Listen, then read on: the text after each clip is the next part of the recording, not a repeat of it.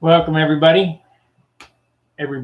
All of two or three of you or whatever the heck's going on. Uh, Tonight's a little different. Turn that there. Tonight's a little different. I'm gonna sand. I gotta sand because that's how it's gonna get done. But I was on another channel tonight, and I was trying to explain karting. Now, all the guys who have been following me for the last 15 years or whatever, how long, most of the guys know what karting is. Hey, Alexander, video's good. Most of the guys know what karting is. But this guy, he's really good. This is probably the only guy I've ever seen on YouTube that could sand like I do. But he didn't, I couldn't get through to him or whatever. So I want to explain karting. And most of you guys know about heating tape. I told him about, he was having a hard time pulling the tape off. You guys have seen me paint for years. I don't have any problems with tape because I'll heat it or manipulate it, whatever I got to do to get it off to get it perfect. So I want to explain karting, and hopefully the guys will see this. I gotta set this over here somewhere.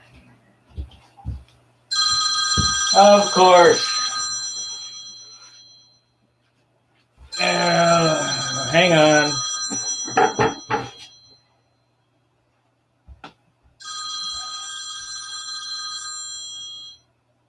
Hello. Hi, a friend or family member who recently traveled with the Hilton. Oh boy, I want another Hilton. Bunch of nonsense. I don't have any place to set this thing. Let's see here.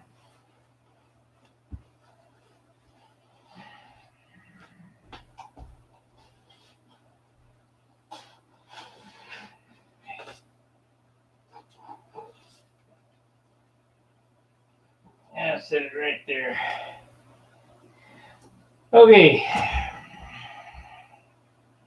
Now this is just a quick rendition to show what karting is. We only got one watcher now, whatever, but I want to explain what karting is so that I can send somebody back to this video and show what karting is.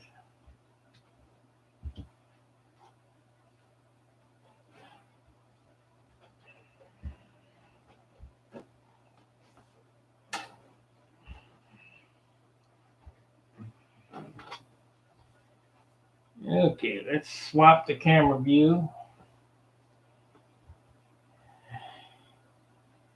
Let's see here.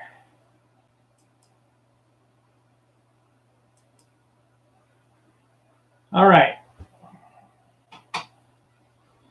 Now, like I said, you guys that have been with me for a while know what karting is, no problem, but we're going to explain it. I use 3M fine line tape for this. You can use the 3M automotive tape, this stuff here, but this is fast line. This is not as good. You can use the 3M automotive tape, but because it's a crepe tape, it leaves nibs on a color change. If you look at the edge of the tape, it's got microscopic little bumps. I don't have my micrometer here, but I do have a set of calipers here. Let's see if the calipers will go down that low.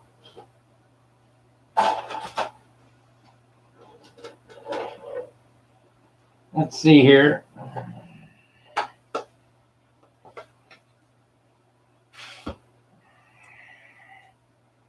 Okay. 1 mil is 1/1000th in the paint field. This tape is 5 thousandths thick.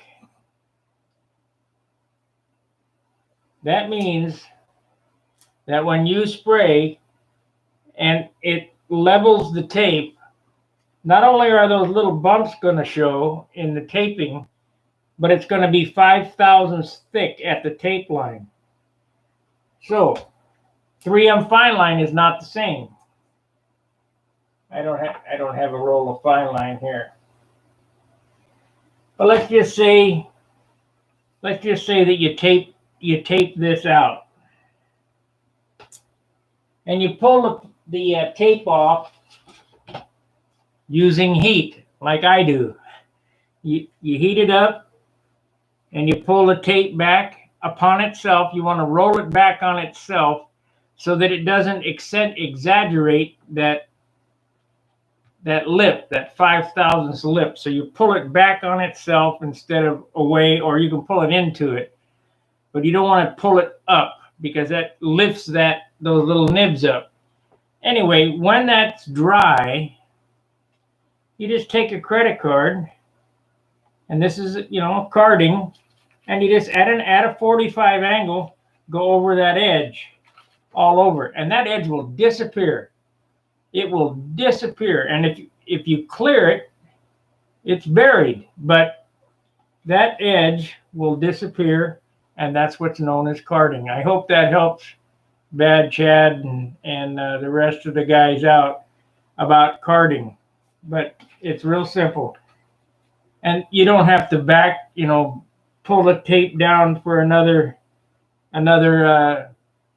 He wanted on a color change. He wanted to tape this and then move the tape down a little bit and then color change it again. You don't have to do that. You just card it, and that line will go away. I've shown that 1,000 times. I hope that the new guys to the channel, that's maybe some that have come over from Bad Chad, understand what the carding is. I even card the stencils. When I do the my masking on the stencils. And this is basically for Bad Chad and his channel. Let's see if I can find it. I've shown you guys this too. I have a little bag that's just for finish. I think the best investment I ever made was this tool here.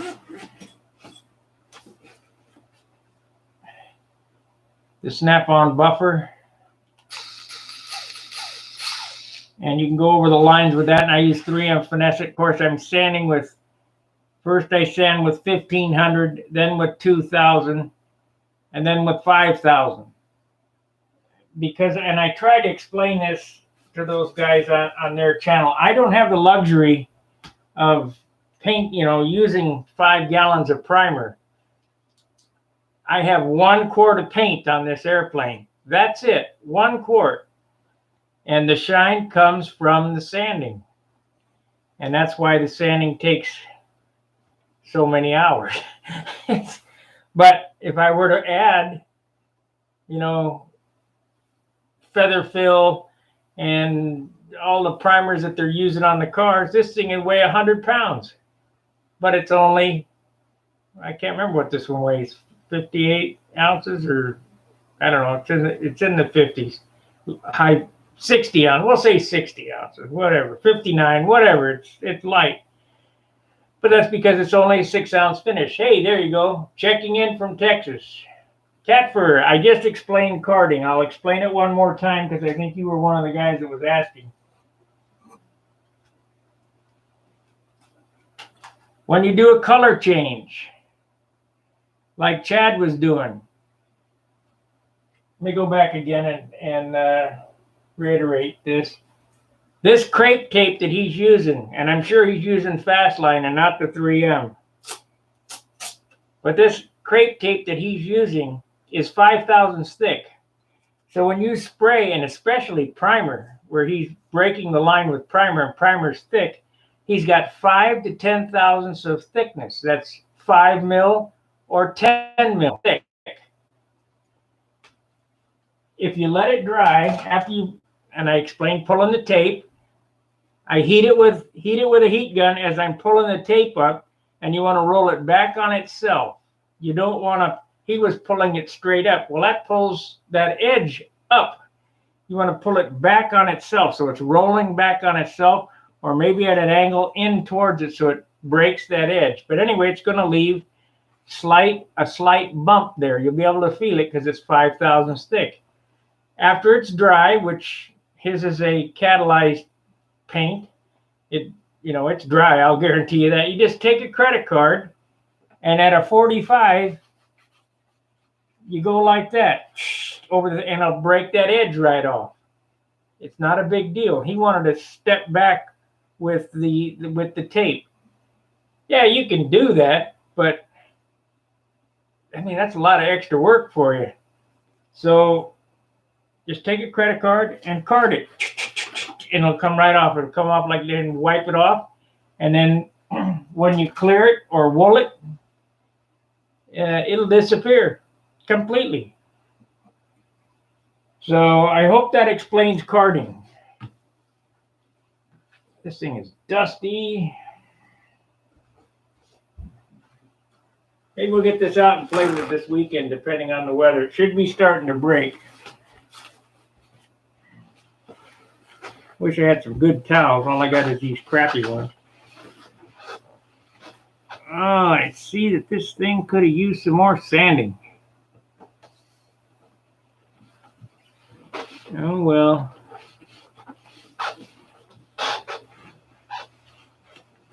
The dope is starting to shrink. We might have to sand it again.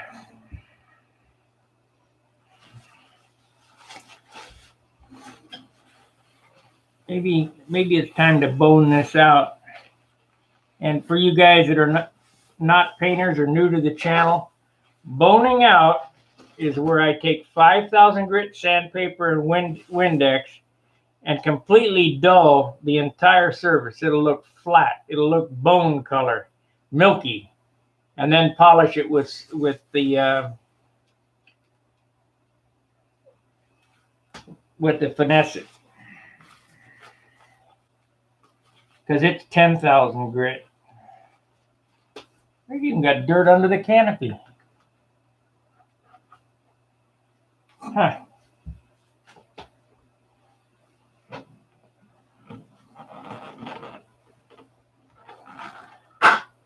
There we go. Got it out. To get a Q-tip swab in there or something. But they were saying that, armchair painters or whatever over there. Well, what do you guys think? Can I paint? And I'm painting without paint. Paint work is in the sanding.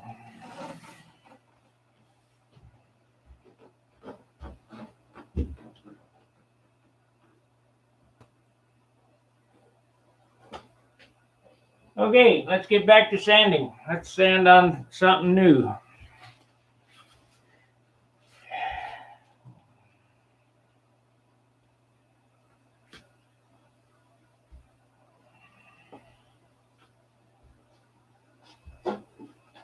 This is about a month out. I got about a month to finish this puppy.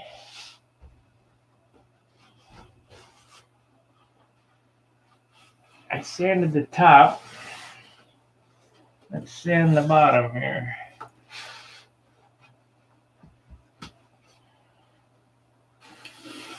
Yeah, guys, the guys on the other channel, they didn't believe me, but some of the guys that come over here, like Greg Festo or whatever, he understands. It's all the same. This is the same job as painting a car.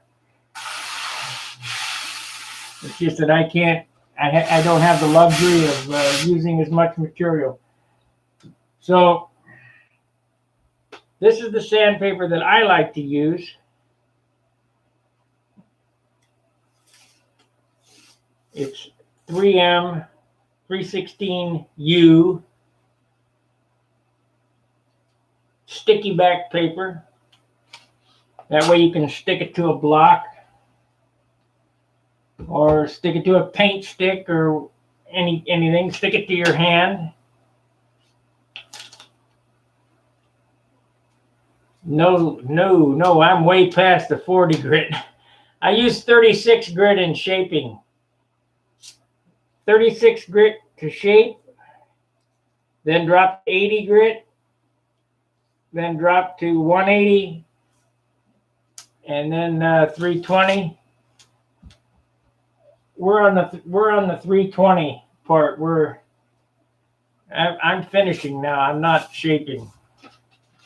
All of the tissue has been put on this to seal the wood. The clear dope's been put on it, so any shaping now would be, I mean, it's too late to shape. The shape is what it is. So when I say candle it, now candling is also useful in car painting or motorcycle painting or whatever. I have a light shining down on this, and that's the reason why the blue hue is there, because it's the brightest thing I could get. This is not my shop. This is my secondary living quarters while I'm away from home. So I have to make do with what I got. These are truck lights. But candling is where you take the light and you're bouncing it off the surface. So I'm looking for any shiny spots in the paintwork. And we have to get all those shiny spots out. Now, you don't have to be this meticulous with a car because, like I say, you're using a gallon of primer. I only got a quart of paint, and I don't even have a quart on this yet. A quart of paint. Quart of clear dope. So that's like nothing. A couple ounces, you know. So you're bouncing the light off your work, and you're seeing where the highs and lows are. The shiny spots are going to be the lows. And you want to sand if you want a light finish, sand all the highs down to the lows. If you want a heavy finish, be like Winnie and put another coat of paint on it. But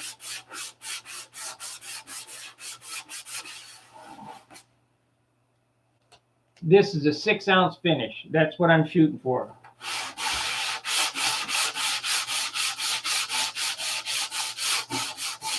So you figure a gallon of paint, a gallon of primer is 15 pounds. I can tell you that right now.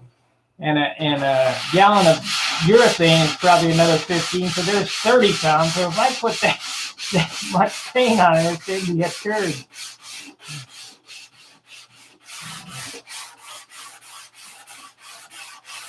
But with any car or motorcycle or whatever, you don't care what it weighs. I care what this weighs because weight is performance. So now this superfill, we're going to grind that out with 180 on the polywog. Let's see here. We got the little foam sanding blocks. We don't need them yet. I got the 3M spatula. Hit that like button. Cost you nothing.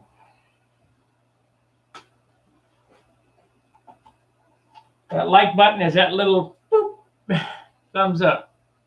Helps the metrics of the channel. Let's see here. What happened to that polywog? I just had the damn thing. Oh well. This here is 180. Same, the skew is a 316 U 180. P 180.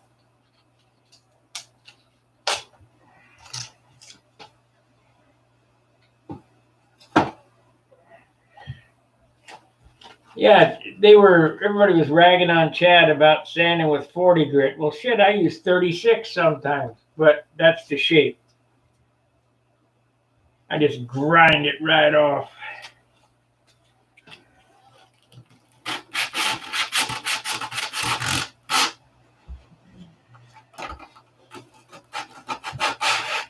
That's not gonna work. I gotta get that polywog.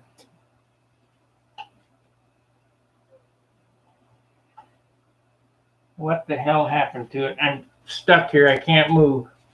Good evening, Mark. Mark, if you watch the beginning of this, I explained karting, and I'm kind of going through some finishing stuff. And the only reason why is because on another channel, there's the polywog. On another channel I was on, they were saying he doesn't know what he's talking about. Well, holy moly, you guys been with me 16 years. On Chad's channel, you would suggest you use a plasma cutter to knock down. No, I did not say that.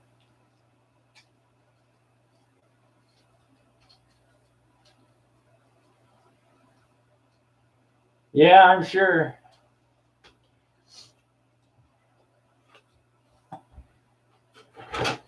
My guys will vouch for me, Mark and Alexander and all them guys. I got 58 years experience doing this. That's longer than Chad's been alive. I know a little bit about sanding.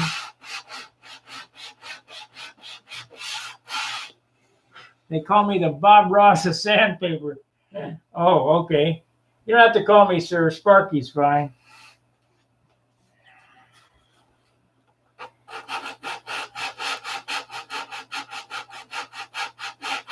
Bob Ross is sanding, Eric Gwynn is streaming, because I'm a one-man band. I don't have a cute wife. Who the hell is Chad? Bad Chad, look him up. He's a young guy. I'd say he's probably 35, 40 years old. And the guy really knows what he's talking about, mostly. I just was trying to pass on some sanding tips to him, and that's why I explained karting and the tapes that I use in the beginning of this video. But the guys who've been with me for 15 or 16 years, well, he's 50. Okay. Well, I've still been sanding longer than he's been alive.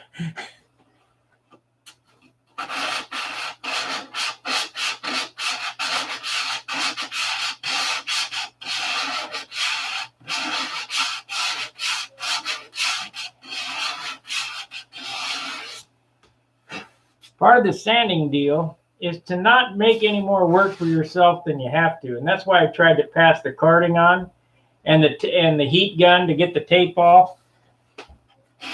And, I don't know everything.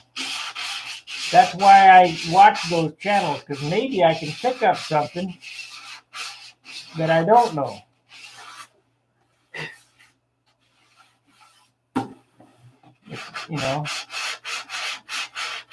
What made me a good mechanic at Harley Davidson was knowing that I didn't know everything, but knowing where to find it.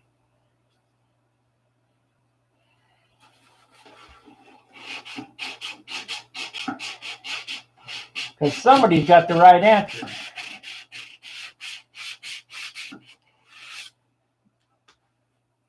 I know I've told this story, but I'll tell it again. Back in the early 90s, when I was monkeying with FP40s on a pipe, Les Nearing was making these carbon pipes. Well, an FP40 is a side exhaust engine. This is a rear exhaust engine. The exhaust is coming out the back. It's a PA75 hand-built engine. Anyway, the PA40 was a side exhaust, so I wanted to go side to rear exhaust because Bob McDonald was doing it on HP40s. So I wanted to bend a header. And man, I would take oh yeah, thanks for the calendar, Gary. I forgot about it. Got it today too. I'll show that out for the guys. Anyway, I wanted a rear exhaust, and I couldn't figure out how to bend aluminum tubing. So what did I do? I called NASA and I said, "Hey, how do you guys bend the tubing for the shuttle?" And they said, "We fill it with liquid nitrogen." I said, "I don't have any liquid nitrogen." He said, "Well, the next best thing is bismuth." And he sent me an ingot of bismuth. And what that is low heat metal. And you poured it in the pipe, mandrel bent it around the thing, and it bent perfect without kinking. Here's the calendar that Mark is talking about, made by one of the members here. This is me and my Monado. That's the gold leaf for dummies on there. And the Dr. Pepper airplane over there. That's the cover. And then the first page of January is our beloved Rusty, who used to be the host of Stunt Hanger Hangouts. I don't know this gentleman, but he lists all who passed away recently in our community. Bill Rich, Bob Whiteley, Don Cranfield, Al Rabe. I just was looking it out. I'm going to post another thing on Al Rabe. Tom Coppy, Jerry Nefkis, Sugar Babe, Bob Gialdini, Joe Wagner, Kirk Molyneux, Greg Howie, William C., Bill Swagerman Jr., Rusty Knowlton, and don't forget Jerry Hopp. So that's the January photo. And Gary Sinclair, artwork done in Photoshop on a Dollar Tree foam and flatbed printer and cut out of assembled and hot glued guns or plans. I don't know what all that is. But these are some of those airplanes. And this is a John Miller's set of drawings for the Twisted Sister. And here's Tryon. He's the carbon fiber guy. And there's my Junar. Charles is holding it.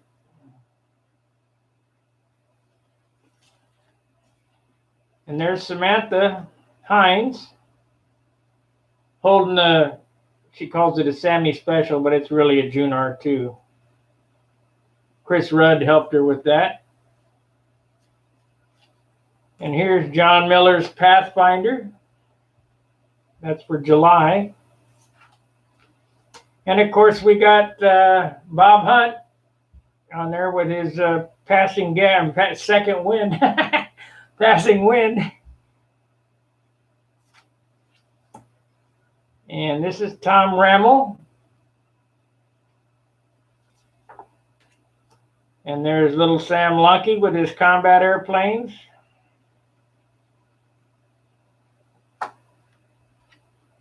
This is Chris Cox Hellcat. This guy is a really good builder.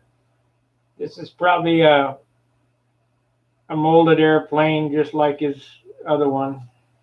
Or that might be the same one, I don't know. And here's Chris Rudd's Tempest.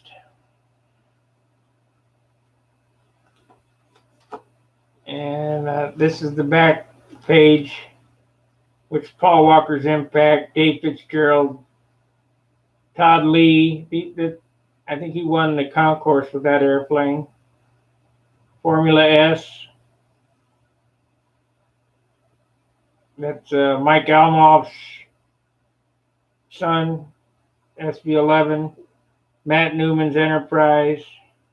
Jim Aaron's concourse winning plane. That was an outstanding plane as well.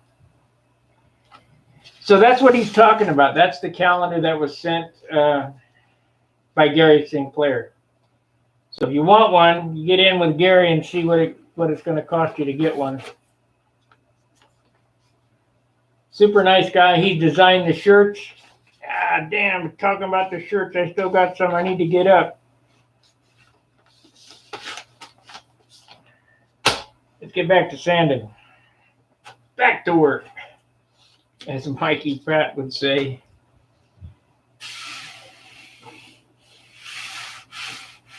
I got a low spot right there. I'm gonna fill too. I won't do that till I go over John's. I don't know. I need a wide blade, something or other to do that. That's where the spar is right there. And somehow I must have sanded a hole in it. So I'll tape that off around the fillet line and trowel in some superfill. It's a good thing it's on the bottom. That's all I gotta say. Won't stand out too bad. Now, I'm looking at this here under the candle, and I can see some shiny spots in the flaps. We're not going to do any holes like we had on the last airplane. We're going to get all of them out.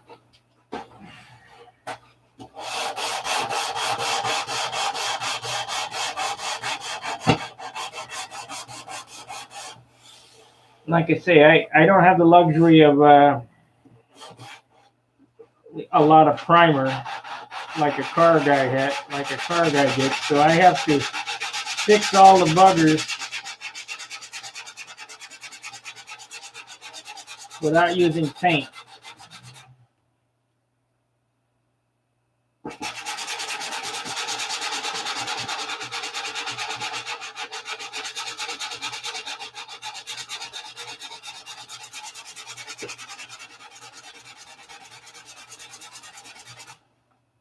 But you can't go too far because you'll burn into the paper.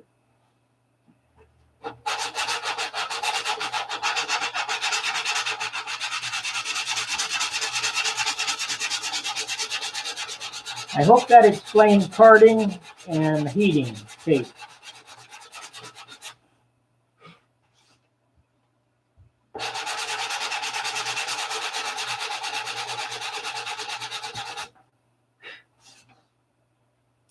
And remember, the more you sand this, the lighter it gets. And we like light. Now this bump over here, the wart, as I call it, that's going to be a difficult one for me to sand out. How am I going to get that sanded out and make it look right?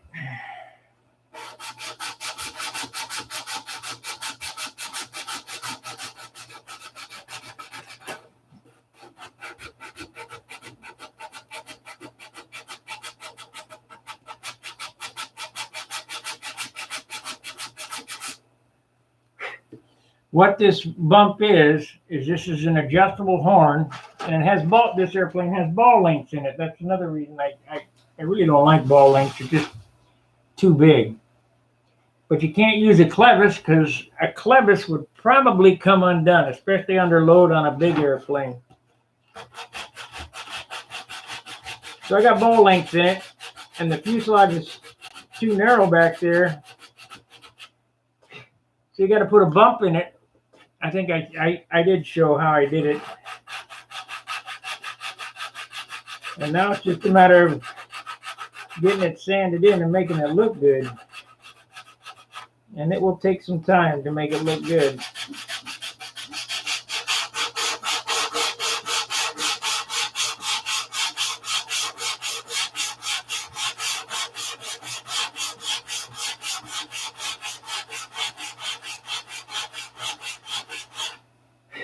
But now I have a video to refer them back to on karting. So that was the reason for that, guys. So don't be mad at me.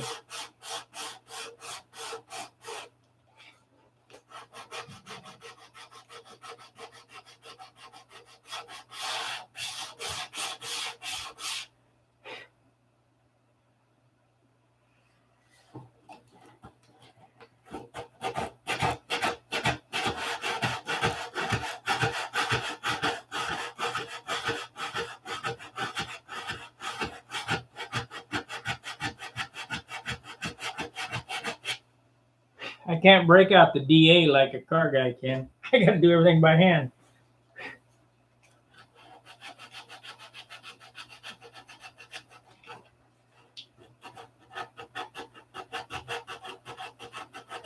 Like, subscribe, and share. Make sure you ring the bell for notifications so when I come on, you'll know that I'm doing something.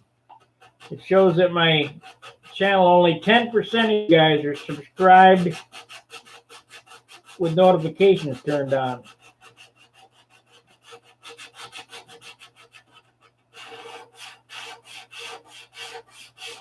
What I found really hard to believe, looking at the metrics, is that 2%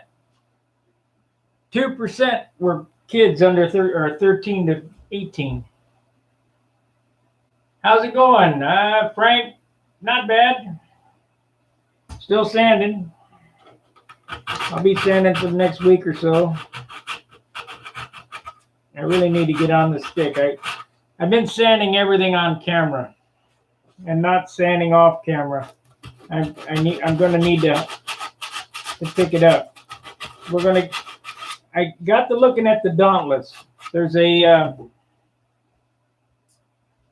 picture of the Dauntless in the Model Aviation magazine this month. That's the Dauntless that I was going to do for the channel. Oh, and I'd like to mention to Joe Daly, he mentioned Stunt Hanger in the magazine here, but it's got some URL that doesn't take you to Stunt Hanger. It says Stunt Hanger Ball, so changing the paragraph. It's HTTPS bit something or other. You can't get the Stunt Hanger from there, so if you want to see it, you got to go to stunthanger.com. Let's see here. I don't know how that got screwed up. The Dauntless. I'll show you. We're not going to do the Dauntless. Not that I couldn't build it. There it is. Look at the size of that bad boy. And I knew that thing was huge. There ain't no way I'm going to build that in here. No way. That is, I think it's a Zeroli. From Nick Zeroli, yeah. That thing is humongous.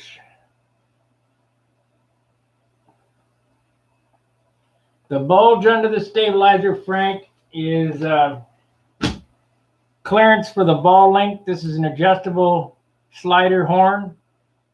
And the ball link and screw and everything rubbed on the side of the fuselage. Okay, great. We'll just put a bump on it. A wart. I got a wart on my Tucker, the classic Tucker.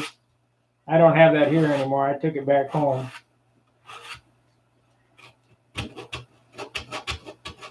You won't notice it. It'll be all molded in real nice.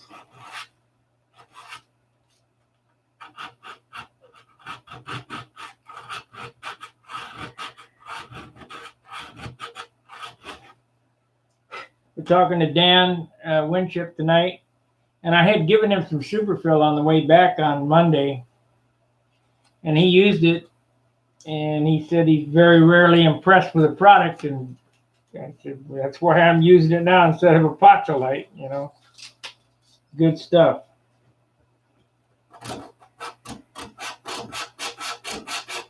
You can buy the Brodak superfill and support Brodak, except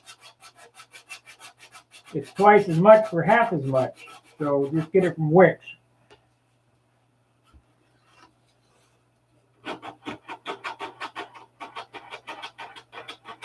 You get a quart for less than you pay for a little half pint from Brodak. I believe there was only one Dauntless still flying when I was a boy, stored in the Corpus Christi. And you've been all over it servicing with your dad. Cool. Cool. I was going to build it on the channel, but because I'm building it here in Ohio instead of home in Missouri, it's just too big. So we're going to pick another airplane. I'll go back on Outer Zone and look. And what I want to do with that is when I finally figure out what we're going to build, I'll give you the link so that you can build one right along with me. Whatever it might be. It might be a PT-19. I don't know.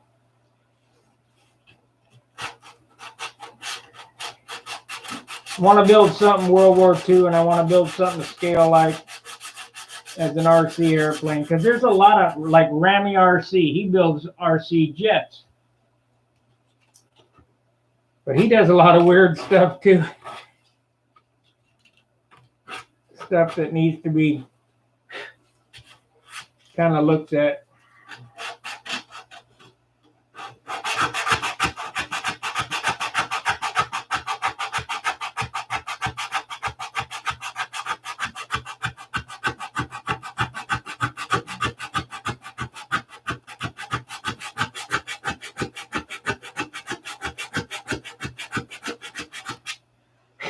Part of sanding is learning which direction to sand in.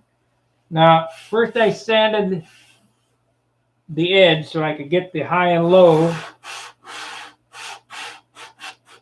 And then I'm taking this sandpaper and feathering that edge in up and down. And you'll hear the noise change when you get there. See, that noise went away. So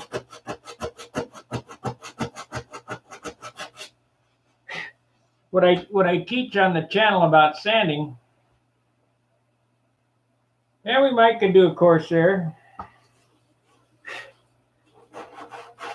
What I teach on the channel about sanding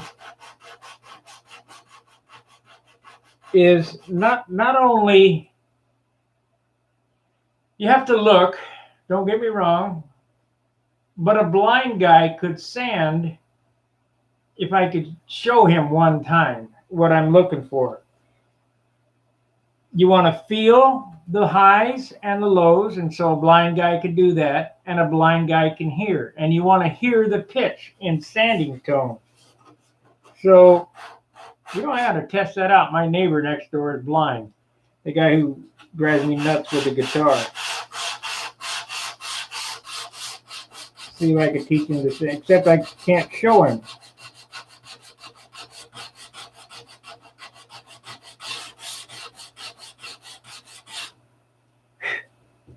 So you want to feel the high spots. And then when you find that high spot, you want to listen for the noise, the sanding change.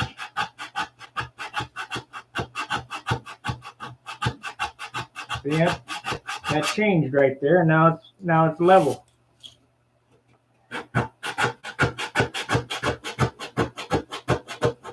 You can hear it kind of catching, and then it'll go away.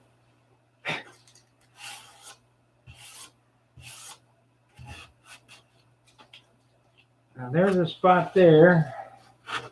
I'm gonna have to block your view because I got to get the right angle on this.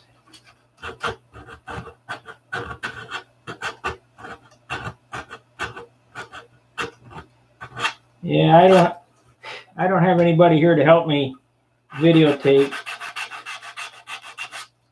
So the Eric Brin of Screaming is doing everything by himself.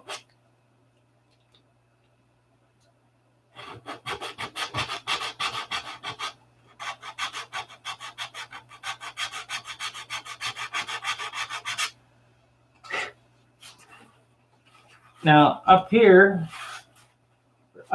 towards the top, this way, I can feel there's a lump. So I'm going to sand into that lump and listen for the noise change.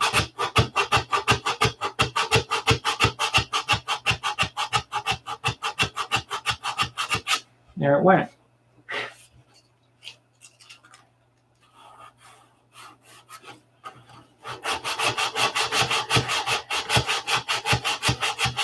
Once all this is done, once I get all these fillets done, and the bait, the most of this sanding done, and that could be this weekend. We'll take it over to John's and have him look at it on a Saturday at John's, and he'll pick it apart for the places that I've missed, and I'll fix all those.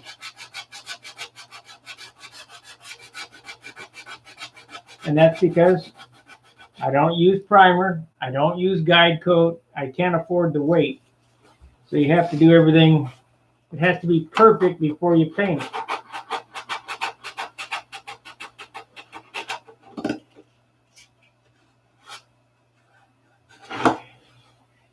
Now right here, there's a spot, and this is a perfect example where to use this at, this polywog.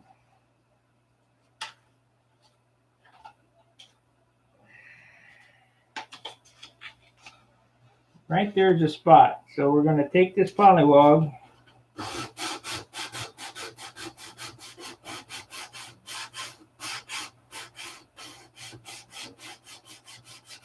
remember this is where I added the carbon fiber right here, so there was a little spot there, and all it took was a couple of swipes and it's gone.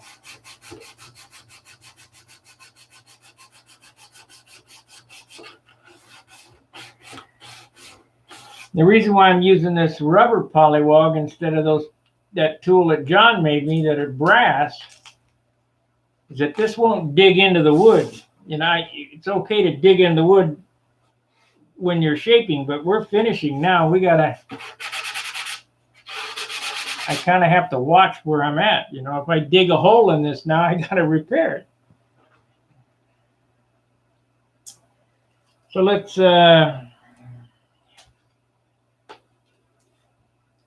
change position here.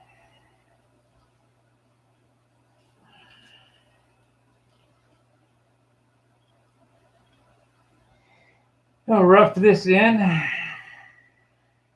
need to go back to the 180.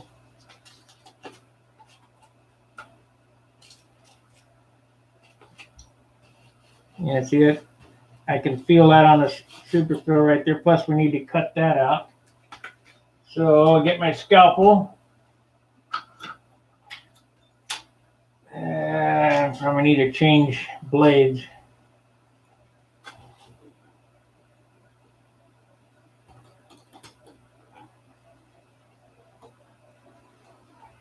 Yep.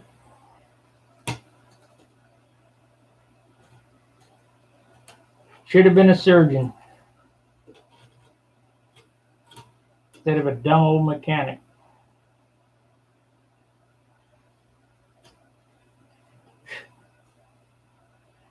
Should have been a surgeon. I told the guy at work today, I said, hey man, he said, man, I really scuffed up my fingers and stuff. I said, well, go up to the office and get some CA. Oh no, I'm not going to put any CA on it. No, super glue. They don't have CA there, super glue. I said, well, what do you think super glue was made for? I said, I don't know. I said, Vietnam. Field wounds, man.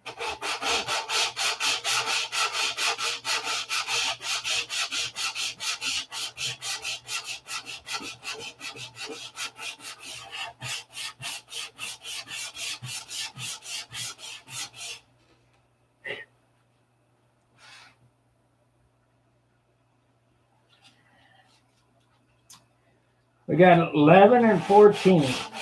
I don't get the big numbers that Chad gets because this is a dying art. Nobody's interested in building toy airplanes. But everything is transferable from this to automotive. The engineering behind it, I mean, there's more to this than meets the eye.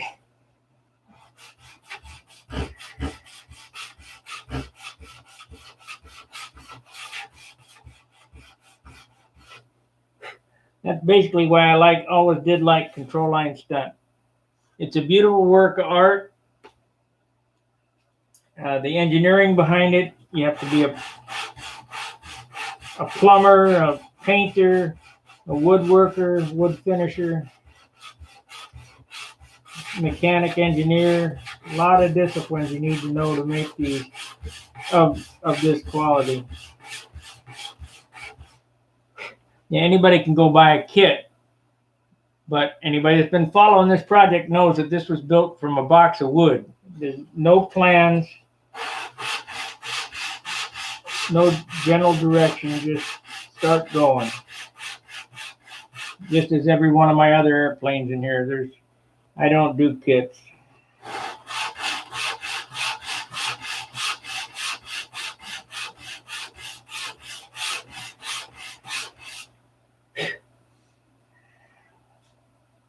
Kits are too constraining, and the wood ain't no good. So I got to source the wood from, this airplane is Australian origin, from Australia or Japan, Ecuador, wherever I can get it. So you have to be a purchasing agent as well.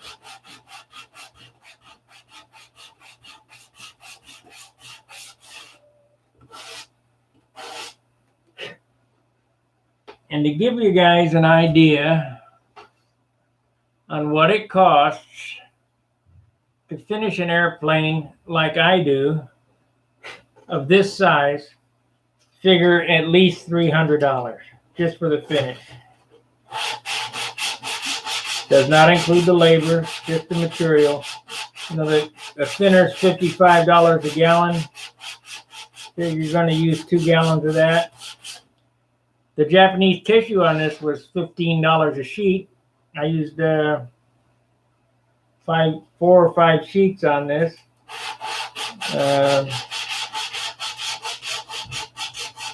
Clear dope, I think it's about $58 a gallon. You're only going to use a quart of that, so you're going to get 4 airplanes out of a gallon.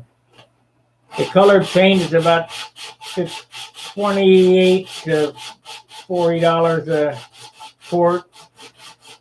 You're going to get a few airplanes out of that because I only want you to use a half a pint of color. Superfill is about $28 a quart. You get a few airplanes out of that, but you figure about $300 because you're going to spend for sandpaper and all the doodads.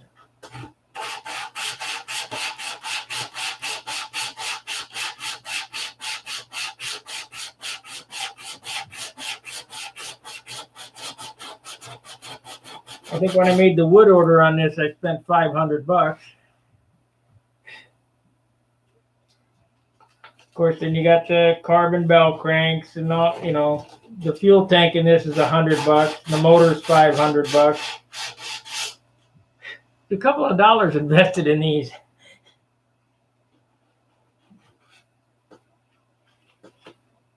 Everybody thinks, well, a toy airplane. Okay, well, great. Yeah, toy. Get pretty expensive toy. That can go up in smoke in a millisecond.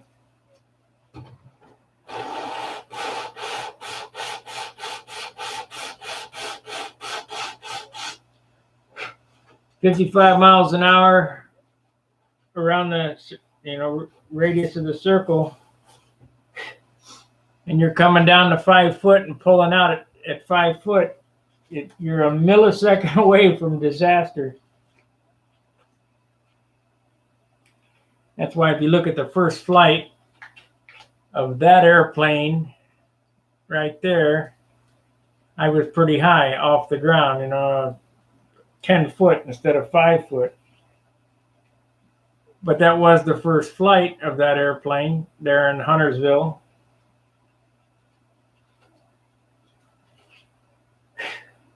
And I didn't know what it was going to do. Okay, we're going to have some issue here because I got some low spots here too, and then here I got some paper coming up. I thought I did Jap tissue that. What's going on here? Why are you doing that?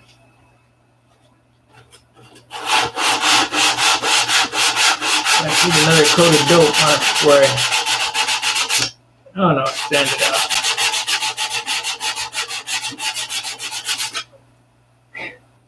I was waiting.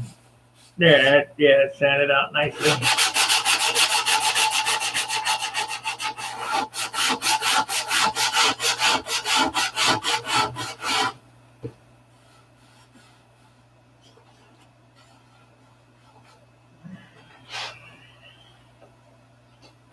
Yeah. But I can guarantee you this is the cheapest hobby I've ever had, because Harley Davidson's, $100. $100. $100 was nothing under $100.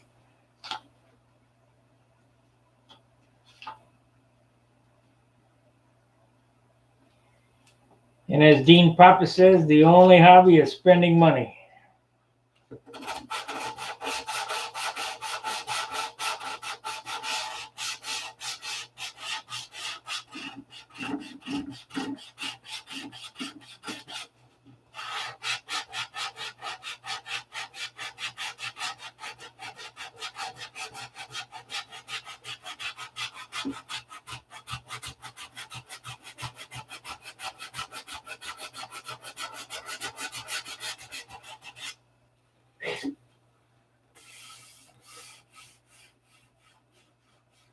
I have to get some more clear dope on there. This is 320 here. Let's see if it's. I hate to put more paint on it though.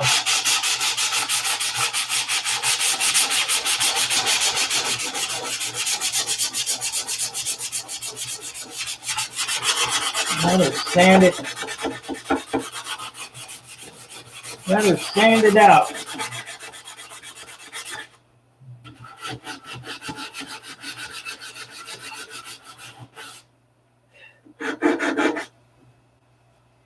Let's see what happens here. We can clean up this wire. 3 minutes.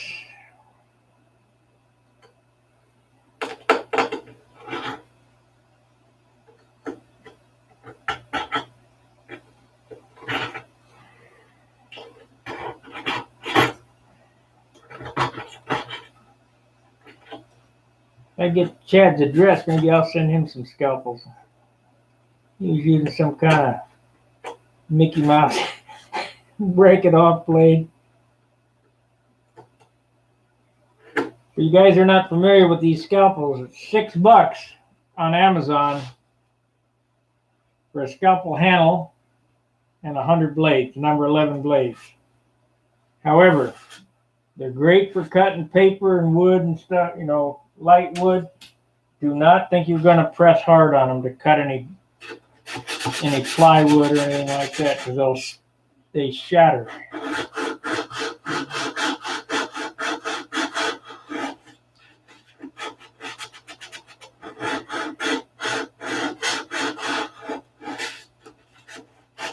I'll run a little bit over, maybe 10 minutes over, because I took the first 10 minutes explaining karting, but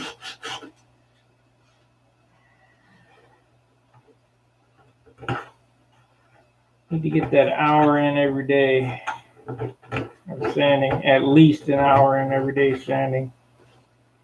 And of course, the weekends it's 8 to 10 hours of sanding a day. So I make up for it on the weekend. And I really need to make up for it on this. I got to make hay.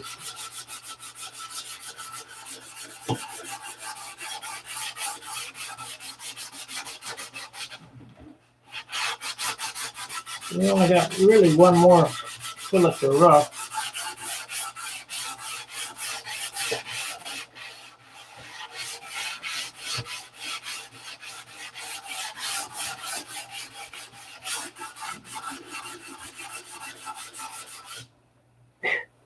So the mode of what I'm going to do here is I've roughed it in. I'm starting to work on it with 320 here. We'll get this all done. I'll go over it with 500. And the only reason why I'm going over it with 500 is because it's Harbor Freight 500. Cheap. Normally I would use 600. 3M 600, but it's $7 a pack, so a little over $1 a sheet. Whereas the 500 is $3 for 1,000 sheets. Whatever it is, it's not very expensive.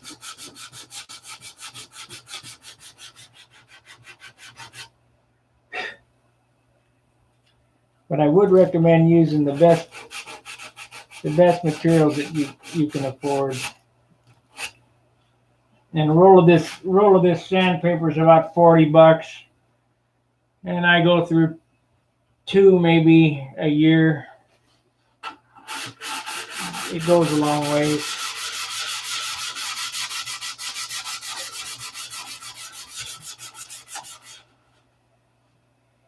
I gotta get some jack tissue on these elevators.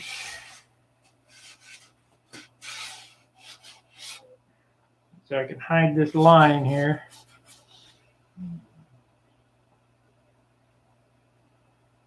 Okay.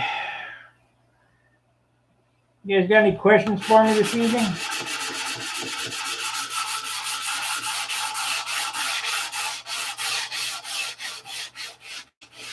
Now remember, tomorrow night is Stunt Hanger Video Hangout, or Stunt Hanger Hangout with Charles. He comes on a little later than I do, and normally I don't do a video on Friday because that's his day.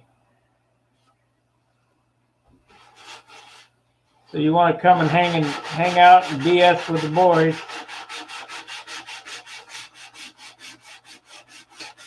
And we got some top-notch flyers in there. Bob Hunt, Howard Rush. Yeah. Can't remember who else top guys have been in there.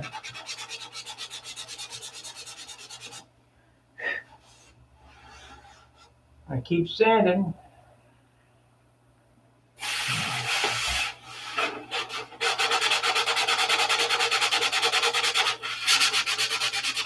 And don't forget to do the open bays. Just because there's no wood under there doesn't mean you get to not sand them. Just stay off the cap strips.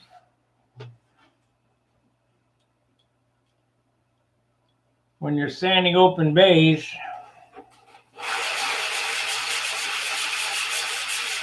just stay off the cap strip.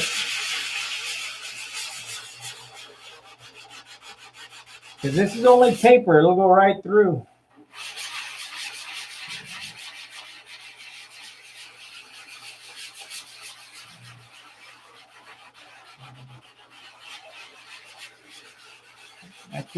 I can't just, explain or emphasize enough to stay off the edges, because it will burn right through in a heartbeat and you'll be crying.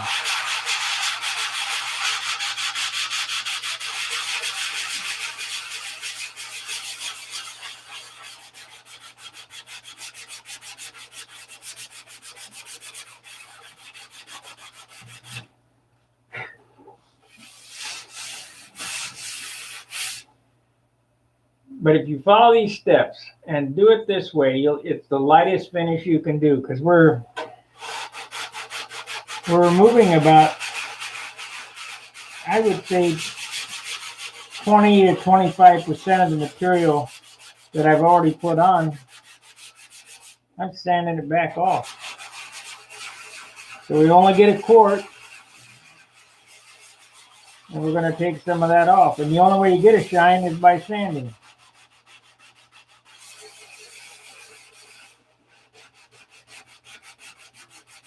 As explained about the chrome, 50 millionths thick is all the finishes on chrome. That part looked that shiny before they put it in the tank. And that's what you got to do with your airplane. It's got to look shiny before you put the paint on it.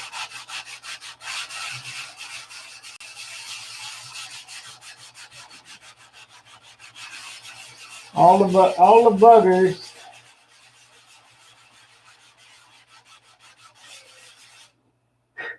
will show through because your paint is, like nothing.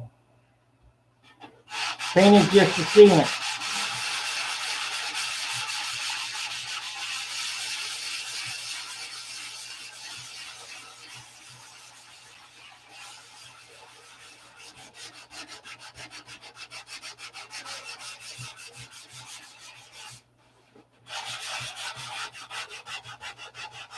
Now this is the sanding this out here on the paper.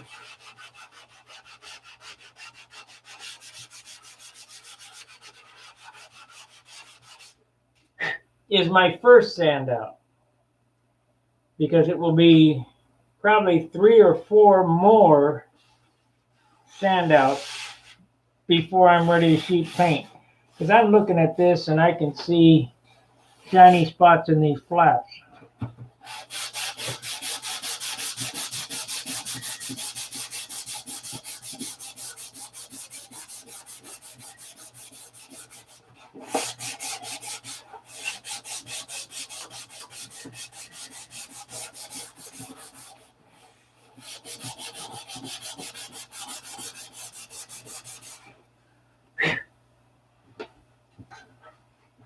I ain't got some of them, but got a few up here yet.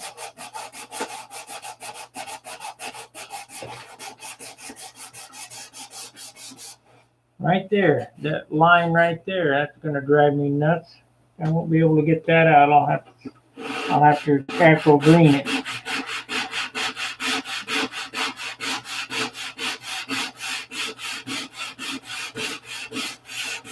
But remember, paint job's never finished, it's only abandoned. How much you willing to do?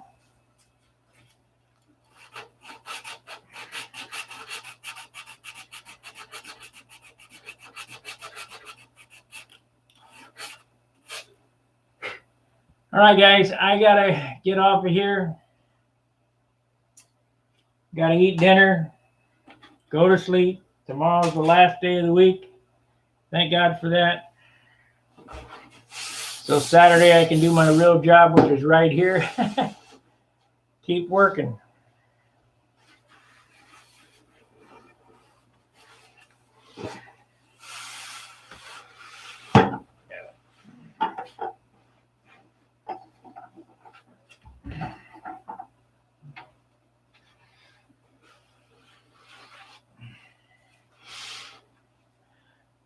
All right, guys.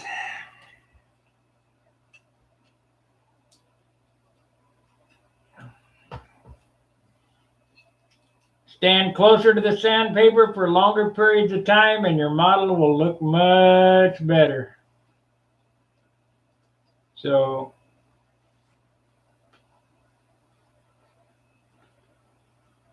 we'll see you at Saturday at John's. Fair winds, tight lines. Make sure you hit that like button before you leave. And ring the bell. That's that little bell on the bottom. And choose all notifications. And please consider joining and becoming a paid subscriber. We'll see you later. Keep sanding.